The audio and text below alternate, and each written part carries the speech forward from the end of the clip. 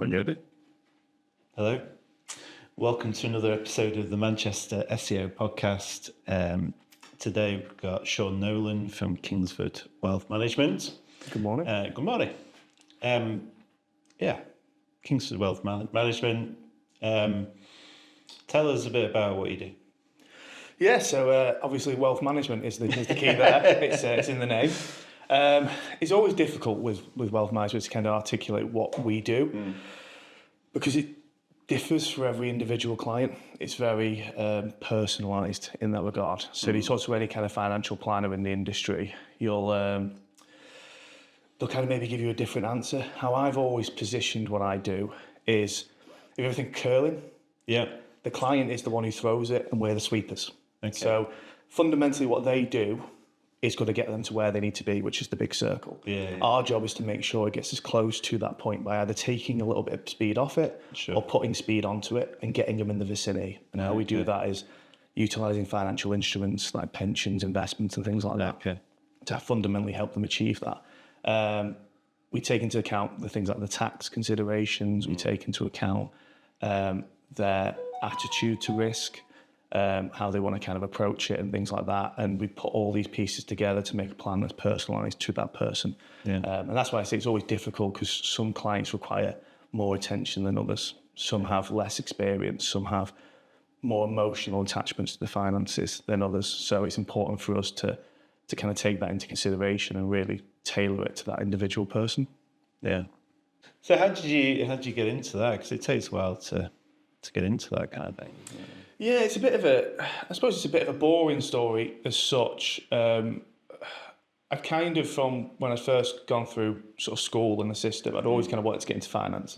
I always paint this picture as, it's probably not the best one to always say, which is we were working, I've been working since I've been a child, effectively. We kind of grew up in a working class family. So I grew up in South Manchester, came into Congleton when I was young, so I had that kind of working class family, but then lived in a very middle class area.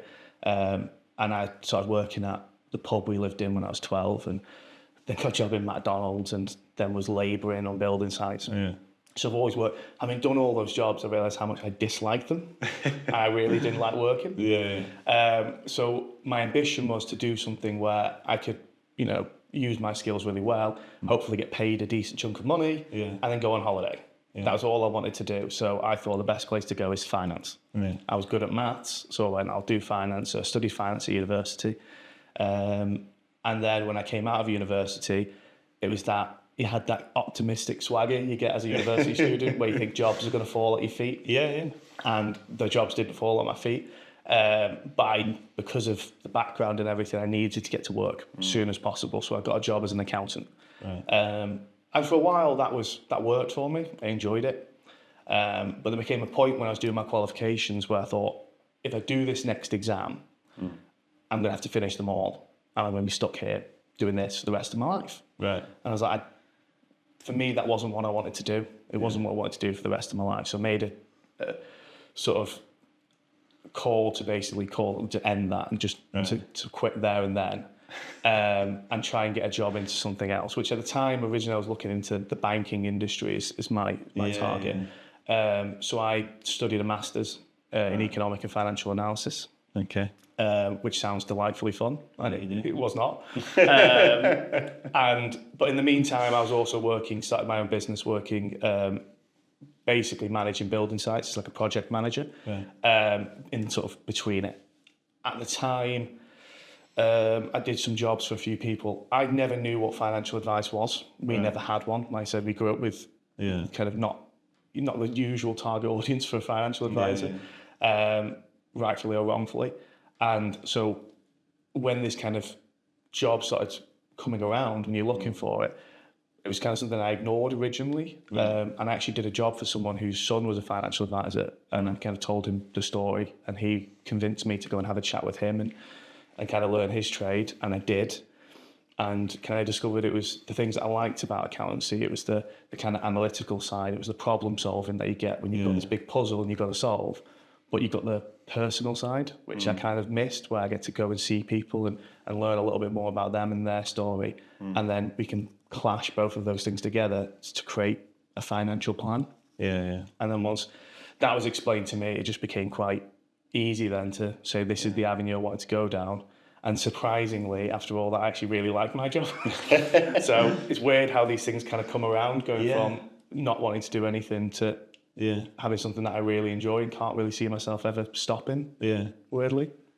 Do you think the other jobs that you did, because I always say the skills from every job that I've done that I use now every day, whether it is working in a petrol station or whether it's, I work for a funeral company for carrying coffins for, a summer, and things that you learn in those jobs, whether it's the softer skills or the anything like that, or even work ethic or working through a blister on the building site or whatever, there's always something, isn't there? You think that gives you a better idea of what people are your clients are maybe going through. Yeah, I do. I mean, it's always a really weird feeling, and everyone's got it when they kind of you finally get into the career that you're meant for. That thing where you finally stumble into it and you go, yeah, this is what I want to do for the rest of my life. And there's always that thing in your head that goes, why didn't I do this sooner? It always happens. Yeah. Would I have been the same person to do my job now if I didn't do it sooner? Probably not. As an accountancy, I was incredibly lackadaisical with the exams. Didn't do the greatest of jobs with them. Right. But when I came into financial advice, because I knew what I wanted to do, and having had such a difficult time with the exams when I was doing accountancy, I breezed them because I knew hard work. I had to put the effort in. I did the revision. I did all the work because I'd failed in the past. And with like the labouring and building sites, that's a tough old slog in the best of times. That kind of was the perfect insight for me of what I wanted to do and kind of how I wanted it to be done. Right. The building industry, for its qualms, has got some really difficult hurdles to overcome in terms of kind of contract management and people turning up and things like that. It's really difficult to manage anything because sometimes when people don't come up on time, that can push jobs really far behind. So that gave me a really good idea of how to plan. That's where most of my planning comes from. That it's a nightmare in the best of things. So I've used all these skills along the way, and it's not like I've had like a massive industrial a massive career. No. I've come into financial advice considerably younger than a lot of people will have done, having become an advisor at like 26. But because I've had sort of prior to that, I've been working for effectively like 14 years in different capacities. You pick up little things. McDonald's, weirdly, I was never very social as a kid. Right. I used to work on front counter was where I preferred to work. I just stood there talking to the people. And that developed a lot of my skills of just having a chat and just being able to deal with customer complaints, because you're working in McDonald's, you're going to get one. And things like that, you always build these skills, and you've got to learn from the good parts of the previous jobs you've done and the skills you've developed, but also learn from the mistakes, which I've had plenty of, to be fair. Yeah. It's always good to make them when you're younger. Try to. Generally good. Yeah, try to not make them, but yeah. So away from work, what I think we've mentioned when we spoke in the past that you're quite sporty, or you play a bit of football. I don't look it now, but yeah, it's no. So as a child, football's always been my big love. Unfortunately, probably picked the wrong team as an adult, as I did as a kid. But I did come through. I used to be a goalkeeper, and I trained at United. I'd also trained in places like Crewe and Stoke and things like that as a child. And I think, as you probably realise from my conversations, I'm very good at identifying when I don't want to do something. So one of the things that kind of came into about is that, I mean, goalkeeping has changed massively. If you love a football, you'll probably know that keepers have changed. Probably one of the most dramatic changes in positions in the last decade or so. We've gone from having, your Edwin van der Sar, your big, tall, massive goalkeeper who dominate, to the smaller, more agile keepers who play out with the ball. Yeah, you've got to use your feet now, haven't you? Exactly. That was never a thing. I was never a great kicker of the ball. I grew up in the Peter Schmeichel era of football, where you'd actually be far better off throwing it. So I could throw the ball quite far as a child. So it's those kind of things you pick up. So having done that, I really didn't enjoy being a keeper, because when you first do it and you're playing for a really bad team, it's fun because you're always involved. You're getting in there, you're almost doing your job. And then when you start to get better and you start to get incorporated in better teams, you find you have less to do. And I was doing it for fun.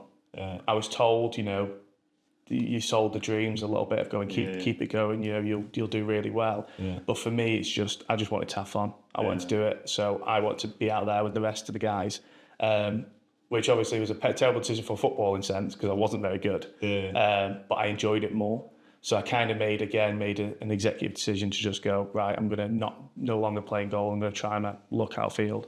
And in hindsight, it's one of those where, had I grown up today, I probably would have stayed in goal, because it's more interactive now. You play the ball with your feet, you get involved a lot more.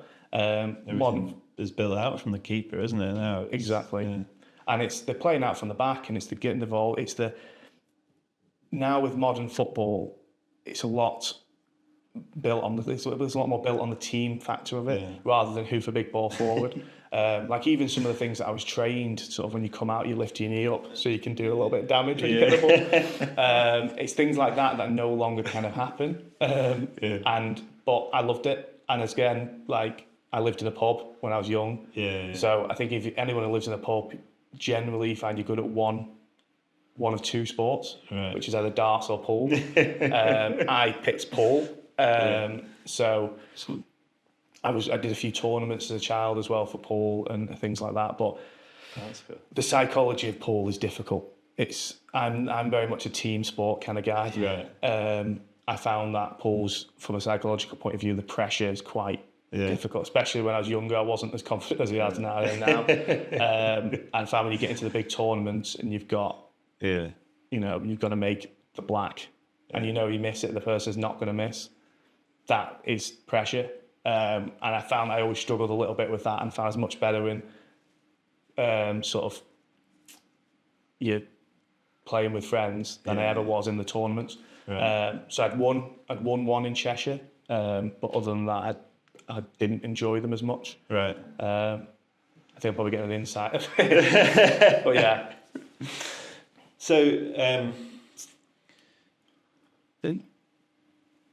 there are characteristics of sport, aren't there, that I think make people take into their working life and their everyday life. Do you think there's elements of being a goalkeeper that makes you good at being at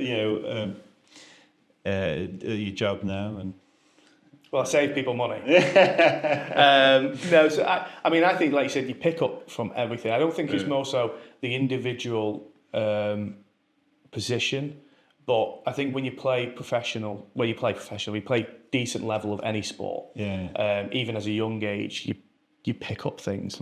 I found that having played, at a decent level when I was younger to playing at a worse level when I was older, you pick up the skills and sort of how the attitude people have, your coaches and things like that. And it drives you to want to do more. I think there's a reason why I'm so competitive. I think those things are instilled. A friend once said to me that, and I don't entirely agree with it, but I think there's an element of truth into what he said, which is that, if you're a really good sportsman, you'll generally succeed professionally. But not everyone will. But as a general rule, if you're really good at your sports, if you're driven to that, you will succeed, because the correlations between sports and success and business are so interchangeable. It's that drive, it's that work ethic, it's that knowing what you want, knowing how you're going to get it, and kind of stopping at nothing, which is so important. And it's identifying as well when things aren't going to work. Like I said, one of the biggest things for me is going, well, it wasn't going to work. I could have, I was told that I would be worst case semi-professional by a coach. In hindsight, in the era I grew up, I'm 6'1" now, so I'm probably too short, which is crazy. But I didn't have the heart for it. It wasn't what I wanted to do, and I knew that it'll just take someone else who will have a slightly bigger drive and they'll beat me to it. Because I wanted to be with those guys, and it's identifying sometimes what's going to work for you and what isn't. I think it's sometimes more important than just blindly running at something. Yeah. And I think these are the things that I think sport makes you quite hopeful, but it also makes you quite pragmatic and going, it's quite a brutal, football's quite brutal. I'd watched a lot of friends who didn't make it. And I didn't want to be one of those guys who put all their eggs in one basket. Yeah. So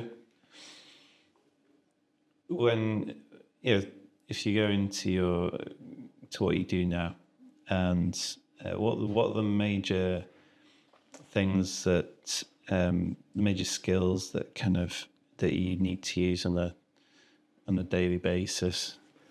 Yeah, I mean, the thing with, I think every financial plan is different in regards to some of them use different. So even in our world, in our colleagues, everyone's got their strengths and weaknesses. I'm a very analytical person. My approach is going, it's very structured. There's got to make sense to me. There's got to be a clear point A to point Z, effectively. And you've got to know the paths. Because if one of these doesn't make sense, you might end up going on a completely different tangent. So I like to know the story. I like to know if it makes sense, the puzzle. And then we put the pieces together. So that's obviously really important in my approach to the financial plan. But in terms of the skills, for me, you're never going to do this job unless you can be personable, unless you can relate to people, have the empathy to sit in front of someone and really understand what they're going through. Because in the grand scheme of things, if we were all the same, everyone would have the same plan. It wouldn't change, but they don't. And the reason for that is because, even sitting across from you, we can have completely different ideas of what risk is, how, money's going to go and how we feel about that. Our attachments to inheritances is one of the biggest ones. Sure. When you've inherited something, it's always a really difficult situation because on the one hand, we've got this money that we can do loads with, but on the other hand, most people don't view that as theirs. They still have that's, my loved one's money. And all of a sudden, if that gets invested and it goes down, which, at some point it will do. Yeah. We've got a really strong emotional tie to that, and that can, cause some serious, emotional damage and, emotional discomfort. Yeah. So the empathy is probably one of the biggest parts of it. It's just sitting across from someone and trying to really absorb what they're going through and how they're going to do it so that I can best give them a proposition. And that might not be right first time because it might be one of those things where we work through it. But I think any financial planner needs that empathy to get an understanding of what to do. What are the main things that people come to you with at the moment? Has there been a change in the last few years, or? I mean, there's a few big ones. The thing with my job is that everyone kind of knows. I think if you probably ask the rest of the world, the rest of the UK, what people will be coming to me about at the moment, and they'd be able to tell you because it's stuff that people are concerned about. It's things like the cost of living. How we can combat the rising inflation. Farmers being a big one now with inheritance tax changing, pensions in 2027 changing to fall into a state for inheritance tax. Things like this come in the forefront of people's mind and raise concerns. The markets at the moment have just kind of bounced back. But from a general consensus, Trump and the tariff situation caused a lot of dip in it. Is it volatility? Incredible amounts of volatility. I mean, these 5 years have been pretty crazy when you think of it, with the amount of stuff that's actually been filled in. With COVID being 5 years ago, which feels like it was yesterday. Russia, Ukraine still being quite a prevalent feature. The stuff going on in Israel and how we effectively work through all of this while still trying to retire and do whatever you want.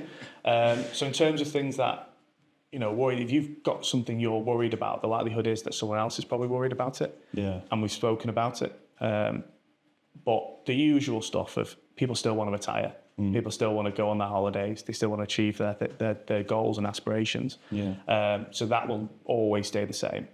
But the stuff around it will change. And that's why I see the importance of a financial planner, because what you do today could need to change, could be completely different in 5 years' time.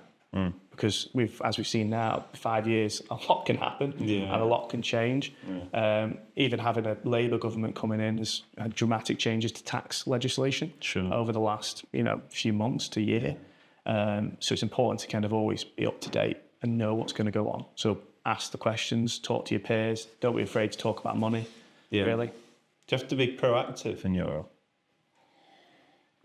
So if things are, you can kind of see what's going to happen, or there's things being talked about, and you just go, okay, well, I know that these clients might be affected by that. Do you need to, don't need to give them a call, don't need to do this, don't need to just go, okay, well, this is changing, don't worry about it. We're going to handle it like this. And then, I have no idea what you do. So I'm just making it up, really. But I just imagine that might be a scenario that might happen. Yeah, I mean, it's a really weird area with the proactive, because there's an element of going, we can't predict the future. I'm not a sage. If I was a sage, I'd probably get paid a lot more. So I'd love to be that way.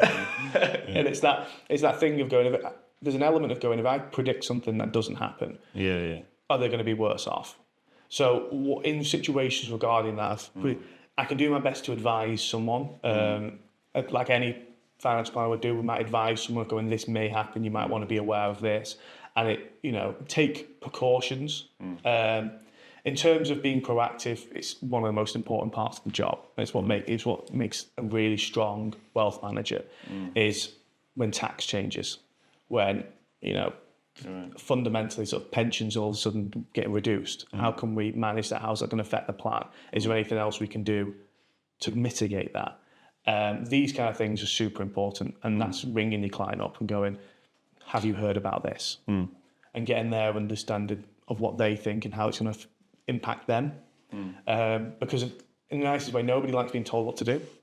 So part of the job is education. It's making sure that people understand these things. My job isn't to tell clients what a pension is or what an ISA is. We'll go through that. My job is to help them utilize these things for themselves. For them able to go to me and go, this has changed. What do you think I should do? Because that makes it a lot easier, because they'll always keep me informed. I'll always know what's going on with them. And that makes my job so much easier, because when things do change that they might not be aware of, things like the small print in legislation, because most people know when the budget comes out, they'll release this big old headline article, but it's our job to read the small print, to read the rules and how things work and how it's going to impact it and what we can and can't do, so that the clients don't have to. So they'll have what does this mean to me? And if I've educated them well, going, how does this affect my pension? And that's my job to go, this is how. Right. If that makes sense. Yeah. So what would you say to people that like to do all this stuff by themselves? And, what's the benefit of using a wealth planner? Yeah. So doing it by yourself, the thing with any job, it's no different to DIY. You can do it yourself. I would never say that you shouldn't do it yourself. Everyone can. But like DIY, I don't do my own DIY, and I can do it. It's that thing of going, well, what happens if something goes wrong? It's the rap's on you. And that's one of the biggest advantages to using a wealth manager, financial planner, financial advisor, whatever semantics you want to use, is that this person is fully qualified, is regulated to tell you exactly what you need to do. And that gives you the security, knowing that the advice you're being given is correct. Right. And for me, it's that sort of warm blanket on a cold night of going, I know I'm doing the right thing. I know my money's working. I know the plan. I know how it's going to work. Rather than, a lot of clients have actually said to me and sat down and gone, I just want you to tell me if I'm doing okay. Right. And most of them are doing okay. Yeah. There's refinements. There's little bits. It's that sweeping that we do that over the course of 10, 15, 20, 25 years will obviously save them a considerable sum of money. But it's those little tweaks. Like I said, a really good wealth manager will be as minimally invasive as possible. So what I mean by that is you'll be working around the vicinities of their budget. So if you've got someone who's kind of there and they've got a little bit, I will try and do as much with that little bit as possible. If there's an element of where we go, we have to do something else because we've left it too late or we've not. Can we do a bit more? Yeah, exactly. But I think if you do it early enough, Yeah. and we have that chat and you're open with talking to family and things like that, and you know what's happening, we know potential inheritances that might be coming, and we've got a really solid idea in the financial plan, it means we have to do a lot less there. And that's the goal, is to be as minimally invasive, as to do as much as possible with as little as possible and maximize it over the time, utilizing things like, can we utilizing risk effectively in our favor by maximizing the longevity of investment. So we might be able to, have a discussion about increasing risk if the client's happy with that, and talking around other areas of financial planning, the downsizing argument. Can we make assets work harder? Do you have to be in it if we need to? But more often than not, I think the earlier someone talks to me, the less they even notice I'm there, because we can kind of do it with the little bits, the little bits. And then as their expenditure goes up, we just take small bits out of it. And the hope is that there'll be a point where everything's sorted. And then when they get a pay rise, there's not, I need to start saving money because they've already been doing it. They've already done all the hard work. It's their prerogative. I often say I have two conversations with clients. I have necessary conversations and I have efficiency conversations. A necessary conversation is you can't do that unless you save this money. You can't have your dream retirement because you're not saving enough money. How do we do that? Well, we saved a little bit more. We'll get there. Or the efficiency one, which is you're already comfortable. You'll have your retirement. It's whether or not you want to do more. Whether you want to, save for something else. You want to give your kids something. Start planning for that next generational thing. Having a little bit more as a deposit, increasing your retirement, so you can go on more holidays a year if you want. And it's that kind of thing. And the answer to that is easy to go, no, I'm quite happy with that. I'd rather keep my money in cash or like that and understand the implications of what that means. And they're far better conversations to have because it's a lot easier and a lot less scary sometimes. Because financial planning can be scary and it shouldn't be. And that's kind of the big thing that I look to instill in people, that it should be quite methodical in the approach. It shouldn't be, oh my God, what's going to happen? It should be, well, as long as we keep doing this, we should roughly be in this vicinity, which is the circle of the curling board. It should be roughly here, as long as you give us the capacity and to do that for you. Sure. It's amazing, isn't it? At the moment, I financially think I've noticed a huge difference in how I have to behave with my money on a daily basis because cost of living's gone up so much. So your lifestyle changes, and it doesn't seem to matter how much you earn these days. You still got no money. But do you? What are the main bits? I don't have to be, whether advice is the right word, but what are the main considerations that do you think people should follow these days if they're planning for the future? Weirdly, it's a rubbish question. I apologise. It's quite a good one actually, because it's, for me, when you do this job, you become like a little bit of a student of psychology. So you understand the kind of, you learn from your clients and you learn kind of what people are good at and what people are bad at. Obviously it's generic, but we live in a world where if I can go to a meeting and see someone and have a rough idea of where this conversation might go, it allows me to ask questions to them which they might have not thought, based on, like I said, it's like an FAQ. They're coming into an FAQ of going, people your age, your demographic usually ask these questions. Because some people don't know what to ask. And to kind of go through that where, the nicest way, some tips of where these are things that people suffer with. Because of one of the common things that I see is people go, when I get my next pay rise, I'm going to put that money away. Well, when my money comes down, I'm going to pay that debt away. I'm going to, I've been saving that already, I'll do it. What happens is, whether we like it or not, we'll get to that point and we'll go, I've worked really hard for this. I'm going to treat myself. And you'll treat yourself. And then you'll do it again. And psychologically, if you've done that in 2 months, that is now your expenditure. You'll go up. The example I always give, when I went from working full time to then going self-employed as an advisor, my expenditure went down quite a lot because my income went down quite a lot. My first year was a slow year, as most people in business do. And you kind of learn what you were spending, what you needed to spend and what you didn't need to spend. And I think a lot of people don't realise that those small increments will increase their expenditure. So discipline's always super important. If you can just take something out immediately and start saving, is the best tip. Like most people now who are looking at their lives and thinking, I don't know where I'm going to get this money from, probably realise that in the next 2, 3, 4 years, interest rates are going to come down. So if you've got a mortgage, you're actually going to be getting a little bit of a pay rise. It's not really a pay rise, but if you're comfortable with your expenditure now, all of a sudden there's going to be capital that's going to be freeing up from your mortgage when you next remortgage. So that's a great place to just go, can I just pinch that and put it to something? Yeah. Can I put on whatever your goal is, whether you want to, save for something now or save for retirement or whatever it is, that'll determine where you put it. Sure. But fundamentally, it's those kind of decisions of going, if I get my next pay rise, can I put that little bit of money away? Am I comfortable now? The other one is, making sure you're protected. One of the massive mistakes I see a lot of people make is that social media is a big driver of this. It makes people feel like they need to rush. Don't rush. Never feel the need to rush anything. And what I mean by that is, we can often want to get from point A to Z as quick as possible. Have to go through all that B, C, D. You have to, because if you don't, you could get away with it. And you could, stumble through life with nothing ever really going wrong. But that's not the world that we live in, I'm afraid.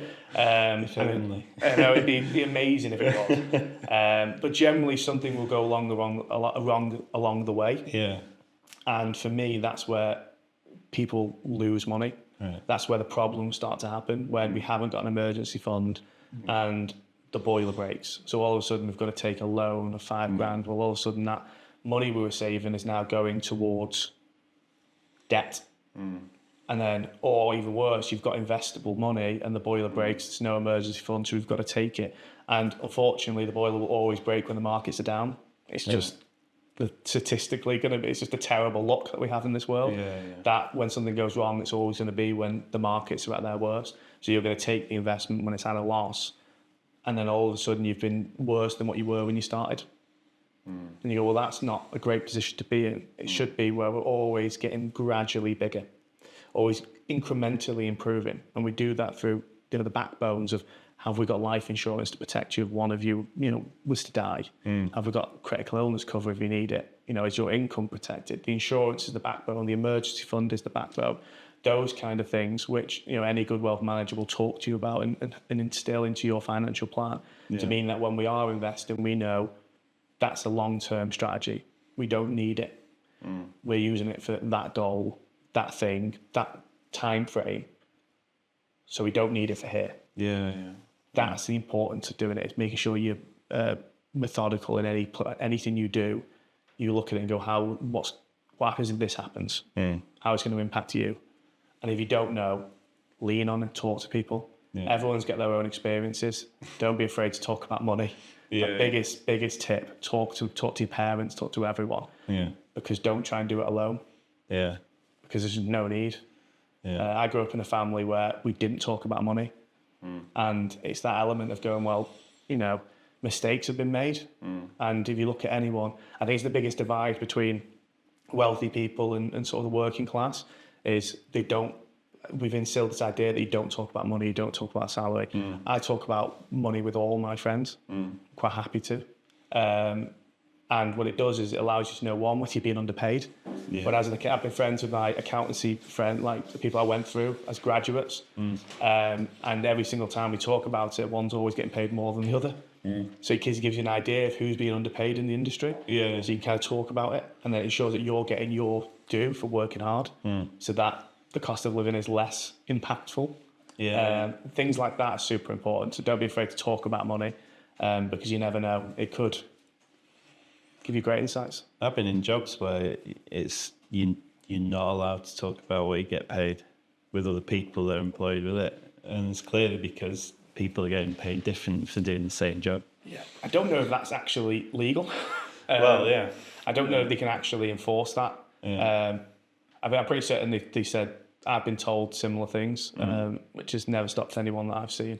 Always do. As it shouldn't.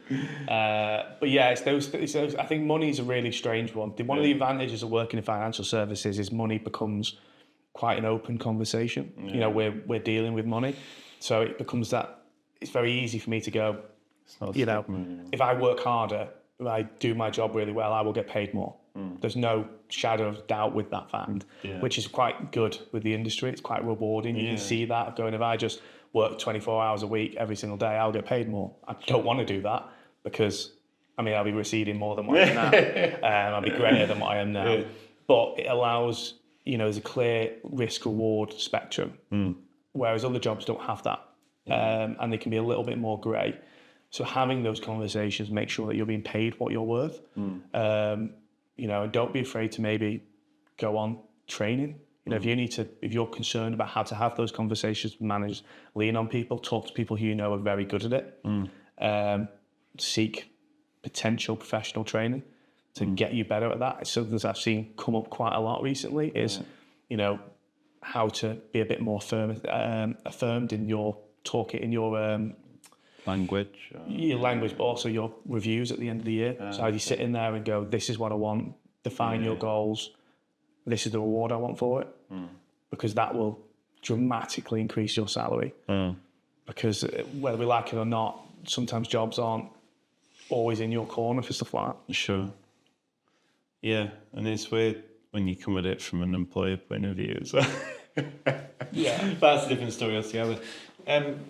Would there be any advice that you give to other people wanting to get into the industry? What do you do?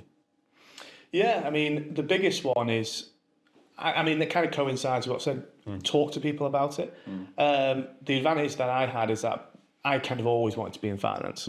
So I was always happy to talk about it. I was always up to date to it. So that gave me the benefit of when I'm talking to people, I would naturally just kind of talk around the financial world. Sure.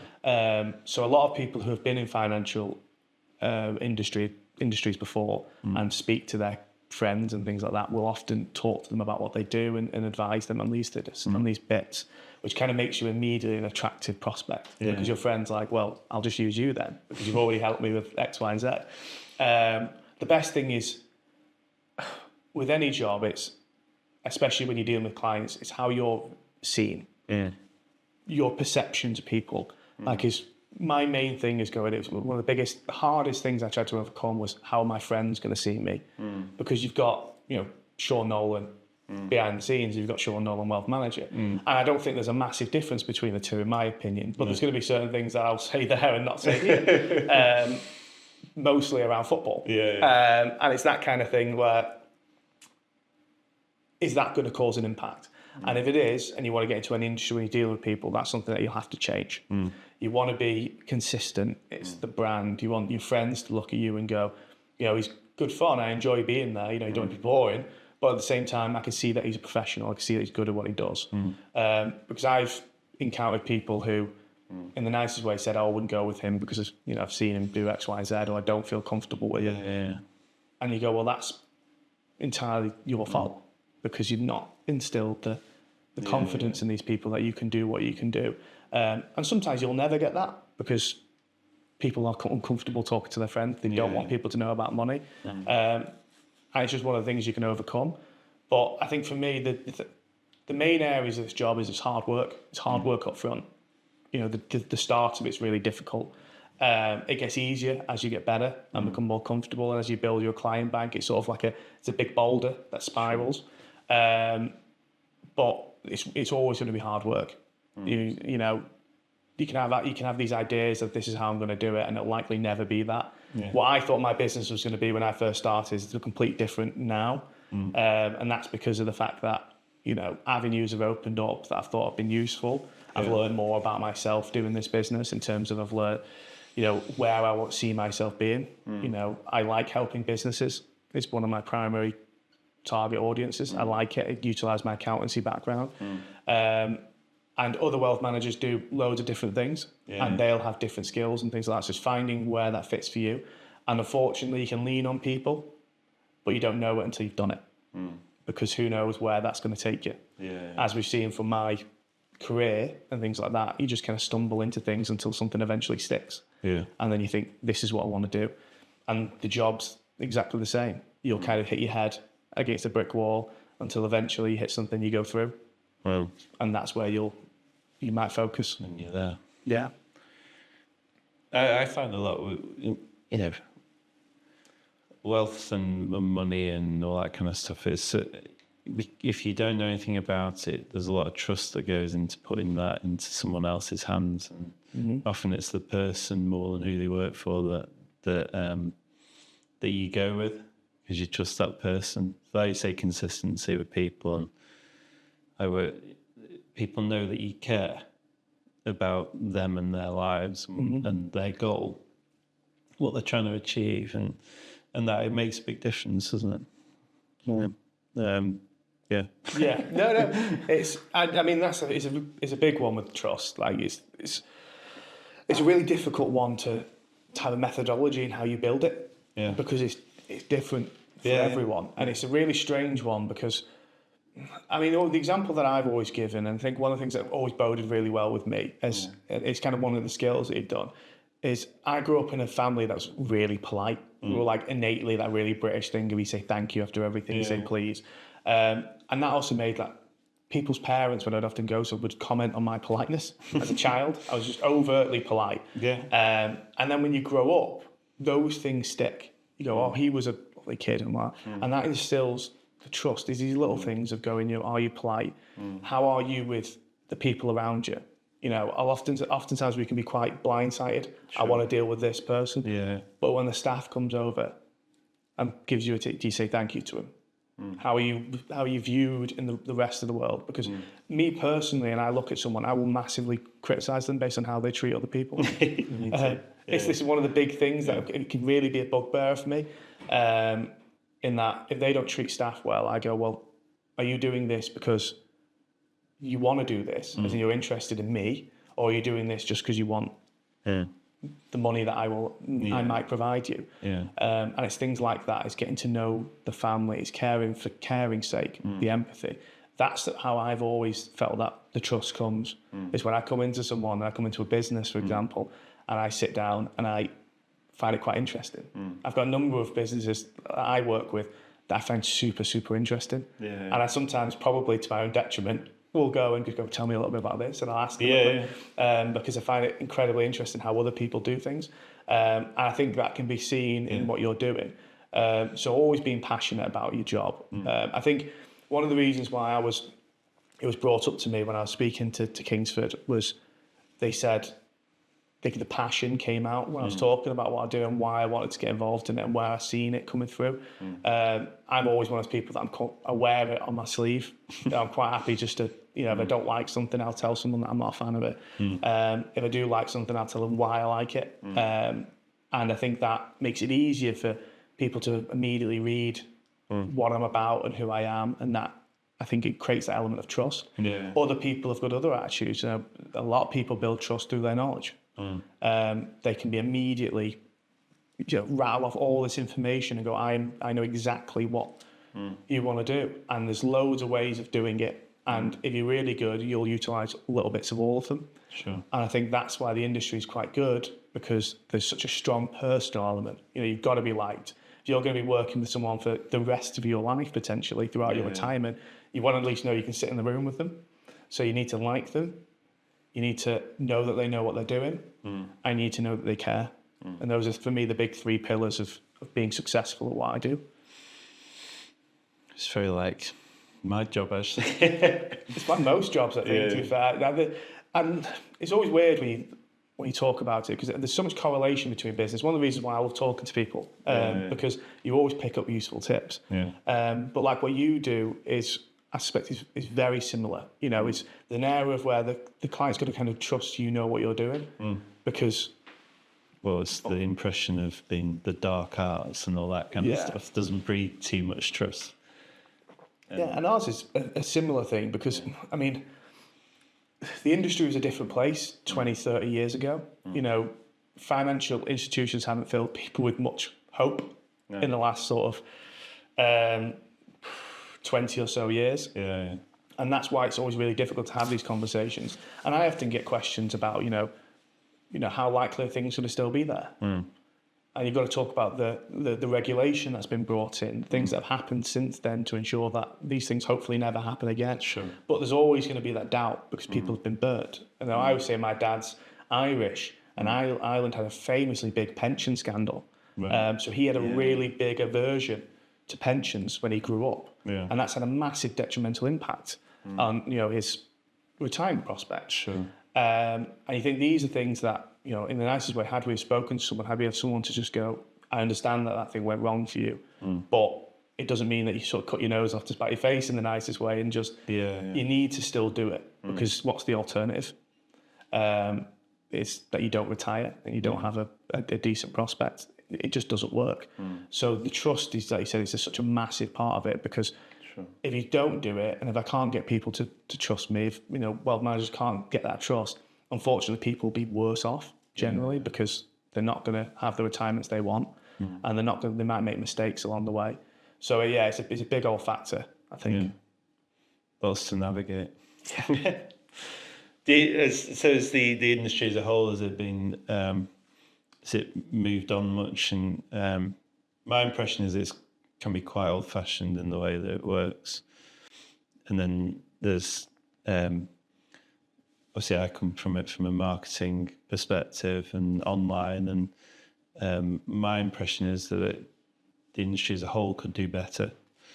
And do you see in the future there being a bit more activity online from financial institutions and businesses, and maybe more of an educational stance on it? Yeah, I mean, it's this really difficult area, because I think people often they ignore the regulation side of things. That we are an incredibly regulated industry, so it's very difficult for us to just go out and just start firing information out there, because you've got to make sure that it's correct, and then that the information that's being presented into the world is going to be always right, because you could say something and then the next day it could be completely wrong. Like a few years ago, last year, pensions I could have released a really big thing about the importance for pensions for inheritance tax. Right. Then all of a sudden that changes, and you're like, well, that becomes obsolete then, and it's going, well, if someone reads that in the wrong light, it can pay a difference. So it's always going to be really difficult in that regard, but it's the way forward. More and more, I think in the next, especially as the younger generation comes through, because the wealth management industry is still quite an older industry. The average age is like 50 advisors.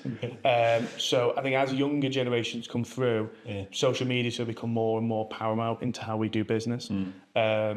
I think it should be now. I think for the educational side of things is something that I'm working on, is to try and go, can we help clients understand these things more? The more, for me, I think the more you're educated, the better you'll be as from a client point of view, but also the better you'll be yourself personally. And it allows me to do my job, which is just sweeping.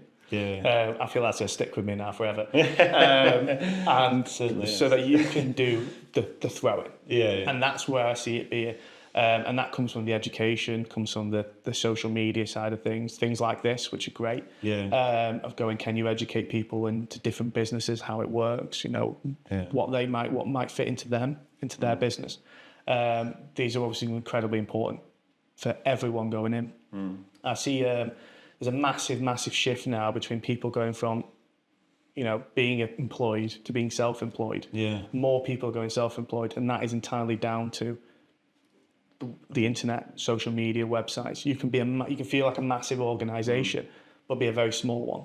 And that's if you're doing your websites really well, you get your SEO done really well. You're doing all these things, that'll push you into the forefront of people's minds. It'll give people the security, the trust that you are good at what you do, because you are. While also, in the nicest way, allowing you to have the control and the structure that you want from your career. And these things are super important, and that only exists because of the internet and the world and online and social media and all that kind of thing. Do you see how has the influence of cryptocurrency affected the industry? Has it been something that... Well, I'll leave it there. Has it changed? Has it affected the industry much? Has there been considerations with it? Yeah, I'd say it's incredibly prevalent. It's a really difficult area to discuss, because I've got my own personal opinions, and I've obviously got my opinions from as a wealth manager. I find cryptocurrency from a wealth management point of view is really difficult to plan with. And the reason for that is the volatility is it's incredibly high. And the thing with the stock is it's really easy to talk and articulate stocks and shares. It's just when we talk about risk, what we predominantly mean is we talk about volatility. Yeah. Rightfully or wrongfully, we mean when most people say risk, they mean what the chances are going to go like this. Yeah. And there's loads more risks than that, but we predominantly talk about this one because that's the main things clients are concerned about is going, if it all of a sudden it drops down by 10, 20%, how concerned are they going to be? Sure. If the answer is, I'm going to be really concerned about that, then we might reduce that a little bit to kind of go the margins. Because the thing with investing, at some point it will go down. It's part and parcel of our game. Yeah. It's a long-term thing. That's why you do it over 5 years. You're hoping the growth exceeds the losses over the time so that you've got something that's, 4, 5, 6, whatever it is percent. With crypto, but when I'm explaining to clients about investing, I can often say, there's 2 ties to that. You've got the artificial growth. So when people think a stock's going to do really well and all of a sudden it shoots up. So, for example, if someone gets a patent that could be really good, you sometimes see the stock might go up because people are trying to anticipate a massive boom. Sure. Well, is that stock really worth it? Only time will tell until the actual results happen. If that patent does generate them more money, things like that, and they have the actual results. Sure. And it's a good idea with the tariff situation at the moment where when Trump announced the tariffs, the economy went down. America was hit really hard. The markets went down, should I say. Well, nobody actually knew how the tariffs were going to affect it. We're just assuming it's going to be bad. And people de-invested, out of the US. And that's, as a result, it went down. But we know that where the market's going to be, we know that the world's not going to end. Yeah. Things are going to still be ticking along. So there's that comfort in going, we'll just kind of wait it out. And that's where the planning kind of side comes in. And that's why a good plan will kind of get you over these hurdles. The problem with crypto is we don't know that. I can't comfortably sit there with someone and say, oh yeah, this will be okay. Yeah. Because we just don't know. There's no kind of actuals. There's no company behind the scene that's going to go, we'll just maybe, have to make a few staff redundancy, some costs, but in the long term, we'll bounce this business back. And there's none of that. There's just what we believe it to be. And that's always a really big concern for me. And I think any wealth manager will probably say something similar. That being said, some of the growths on crypto have been exceptional. So I've always positioned it as going, I will never advise anyone to do it. I can never incorporate it into a plan. But what you do with that, if you've got your plan to be really good and it's secure and, the direction of it works, we know we're going to retire, we know we're going to do X, Y, Z. You just want to do something for your own fun. It's like day trading is no different.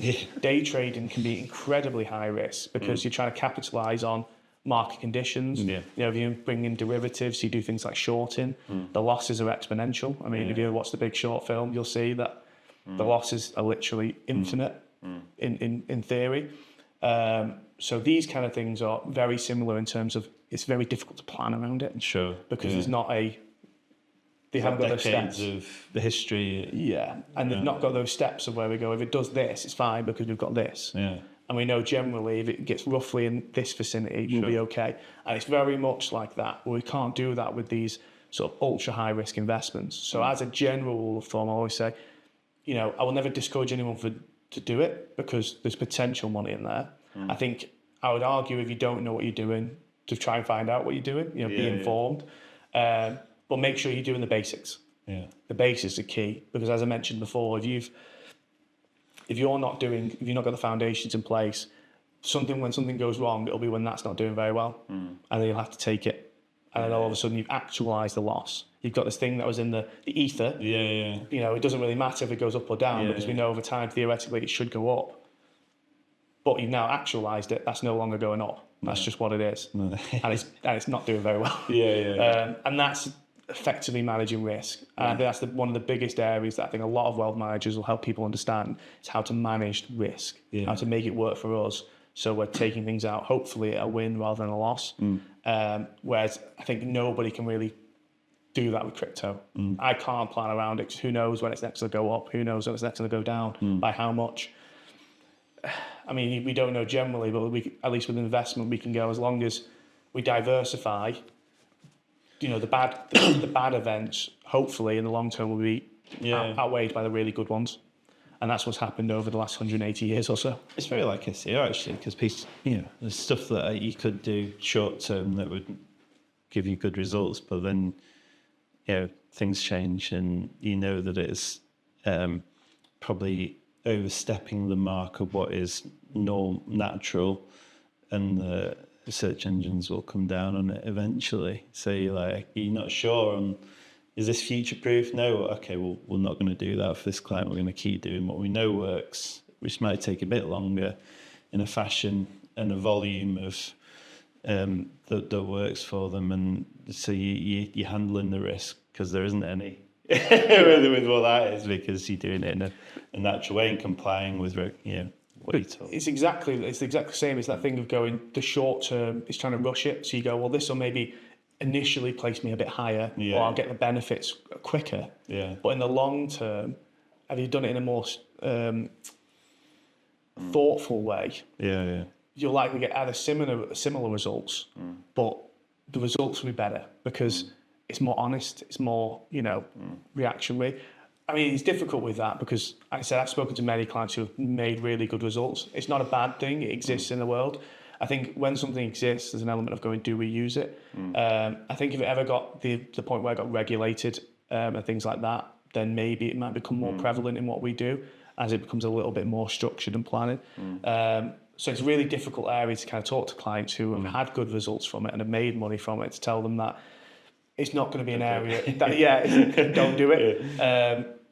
It's no different to if I was to talk to someone who'd made 100 grand on the Grand National, and I went, probably not a great way to do your financial plan. He'd probably tell me where to go. And it's that area of things going, we live on successes. It is very emotional, it's very psychological. So it's kind of working around that to ensure that someone's doing the right things. They've got the foundations in place. If you are going to build your portfolio on incredibly high risk investments like crypto and derivatives, make sure you've got the buffer. Your buffer's got to be bigger. It's these kind of things are going, well, we'll increase that.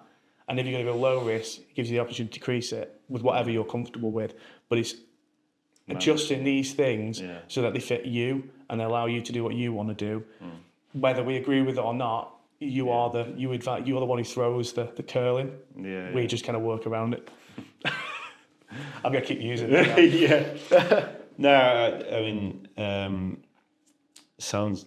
I mean, it's a good place to stop there, actually. It's been quite, and I feel like I understand what you do more now in terms of that. And thanks for coming in. It's been a nice chat. No, it's been a pleasure. Thanks for having me. Nice.